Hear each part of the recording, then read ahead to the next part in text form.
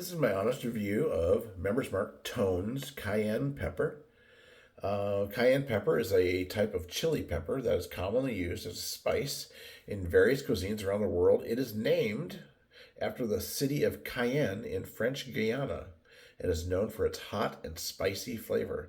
Cayenne pepper is rich in capsaicin, a compound that is responsible for the heat. In fact, that's how they actually measure heat, is by the level of capsaicin in peppers. It's been found to have several health benefits, such as reducing inflammation, improving digestion, and aiding in weight loss. In addition to its health benefits, cayenne pepper is also used as a natural remedy for various ailments. It has been found to help alleviate pain, reduce headaches, and improve circulation. Cayenne pepper can be consumed in several forms, including dried, powdered, or fresh. It can be added to food as seasoning or taken as a supplement in capsule form.